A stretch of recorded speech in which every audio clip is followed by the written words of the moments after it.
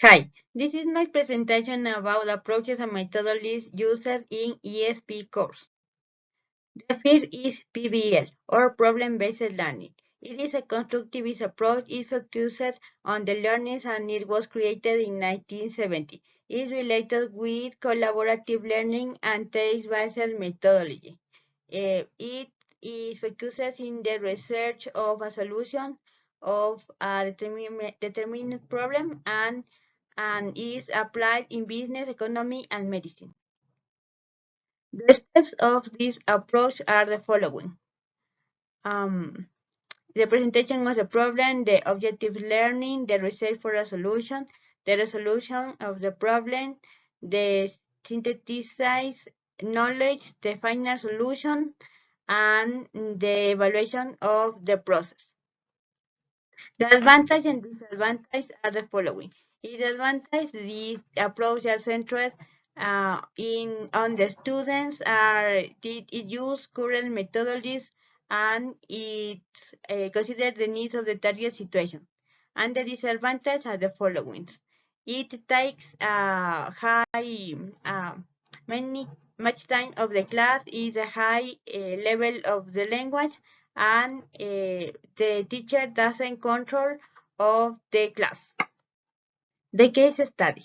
It is commonly used in business and it is directed for a student to find the resolution for a business problem in a target situation. It's more complex than PBL and it implies multiple solutions for a problem. The students work in groups to find a solution and the consequences of a determined problem, especially in business. The steps of this approach related to the cases is the introduction of the case and the analysis of the case with discussions and researches, and finally the questions and the feedback. The advantages and disadvantages. In the advantages, developing the communicative skill and making decisions, linking the theory with the practice, and is related with the grammar and vocabulary and promoting independence.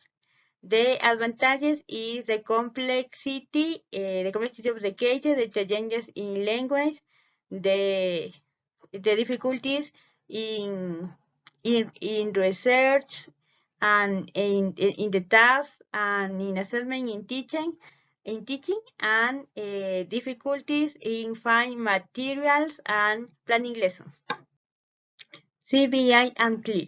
There are two approaches in designing ESP course. CBI are created in 1989 and CLIL is more common in Europe.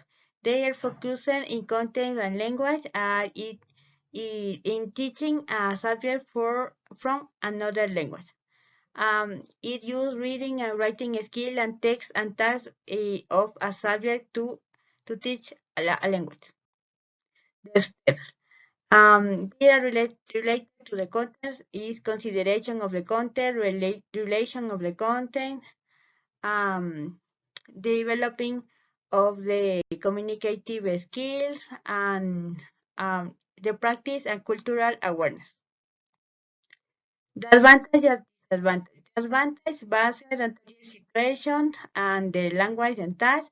The language is dynamic and holistic and is developing the communicative skills and cultural awareness and competence. The disadvantage, the teacher have to know the target language, the other difficulties in planning the tasks and lesson planning, and only the language is practiced in class. Finally, the academic literacies. It is based on communicative skill and related to the reading and writing needs of the students, and is applied in academic context. The steps are related to the analysis of the test, the topic, the context, the tone, the audience, and the purpose.